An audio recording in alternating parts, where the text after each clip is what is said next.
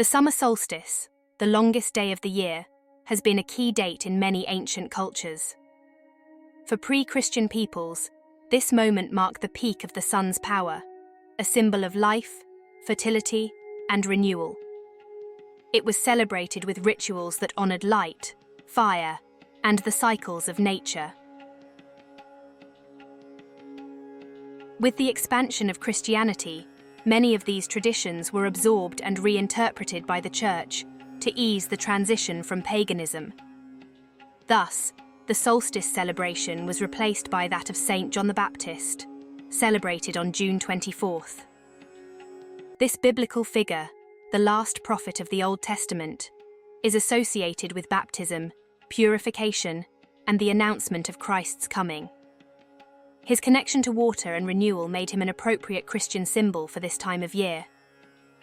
Bonfires, once lit to give strength to the sun and protect against evil spirits, remained part of the St. John's Day festivities, although they were now given Christian meanings, such as representing divine light. The fusion between the pagan and the Christian is also seen in other aspects. For example, the ancient Celts worshipped the human head, believed to be the center of the soul and a channel of spiritual power. Interestingly, St. John was beheaded, and his head became one of the most venerated relics of the Middle Ages, which may link his figure to older Celtic beliefs. During this time of year, the Celts also collected St. John's wort, Hypericum perforatum, a golden flower associated with the sun and protection.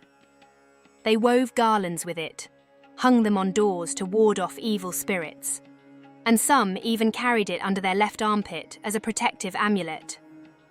One of the most powerful symbols of this ancestral legacy was the Celtic cross, in which a circle surrounds the intersection of the vertical and horizontal arms. For the ancient Druids, this circle represented the sun, the great source of life, energy, and renewal.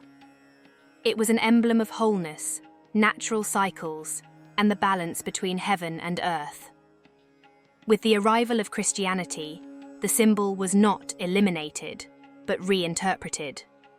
The solar circle came to represent the eternal light of Christ. But beyond the circle, the very shape of the cross held deep astronomical symbolism linked to the sun's annual path. The shorter upper arm could be interpreted as the winter solstice, when days are short and light is scarce. The longer lower arm represented the summer solstice, the peak of light and expansion. The horizontal arms, of equal length, symbolized the spring and autumn equinoxes, when day and night are perfectly balanced. At the center of this cross was the point of union, the axis, the sun itself, which in Christian tradition became embodied in the figure of Jesus, the spiritual sun.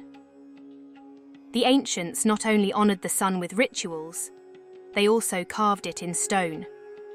In places like Newgrange, in Ireland, one of the oldest megalithic monuments in Europe, the carved spirals reflect the sun's journey throughout the year.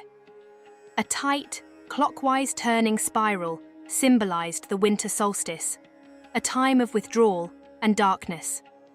In contrast, an open, counterclockwise turning spiral represented the summer solstice, when light reached its fullness. The equinoxes, when day and night are balanced, were expressed through two twin harmonious spirals. The summer solstice is not just an astronomical event. It is a sacred moment that invites us to reconnect with our inner light, the fire of the spirit, and the rhythms of the earth. To celebrate it is also to remember the wisdom of our ancestors, still alive in nature, in symbols, and in the deepest parts of the soul.